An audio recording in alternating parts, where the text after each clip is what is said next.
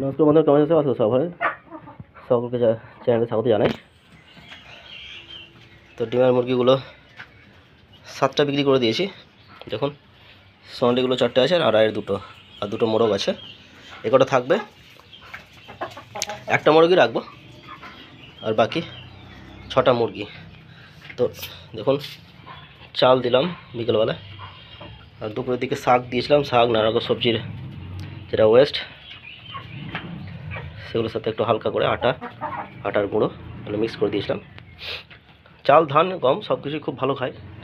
ডিম দিচ্ছে এখন, ডেলি 2টো করে ডিম হচ্ছে। যেহেতু সোনালি 4টে আছে, 2টো করে ডিম হচ্ছে। আর আড়াইয়ের 2টো তো ছোটো, এখন ওরা ডিম শুরু করবেন, একটু টাইম লাগবে, আর কটা দিন। দেখুন, ওদের ওয়েট এখন প্রায় 1200-1300।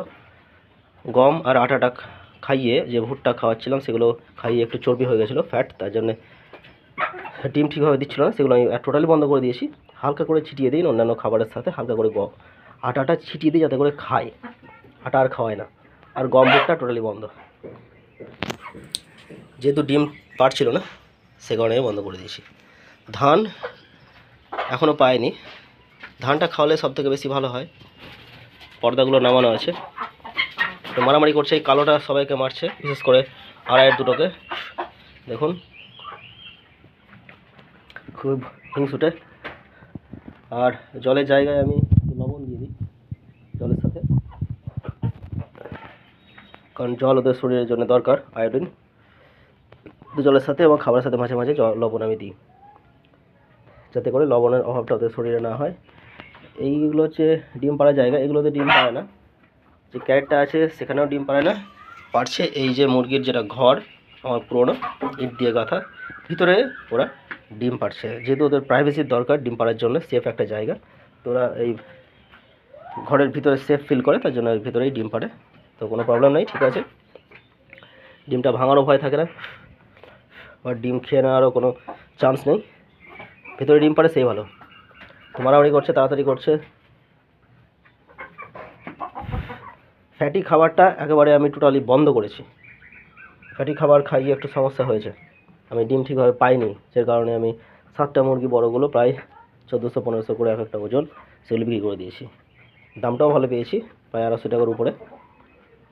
যেহেতু ডিম পাড়ার মুরগির দাম ওই রকমই থাকে, 270-80 পর্যন্ত চলে যায়। ডিম পাড়া মুরগির বয়স বেশি হয়, তার জন্য মাংসের টেস্টটা ভালো হয়, খেতে ভালো লাগে। তো মানুষ ওটা চাই, ওই জন্যে দামটা বেশি। দেখুন দেখুন দেখুন, আড়াইয়ের বাচ্চা দুটোকে মারছে, যেহেতু ওরা ছোট দুর্বল, ওই জন্য সবাই একটু ওদেরকে টর্চার করে।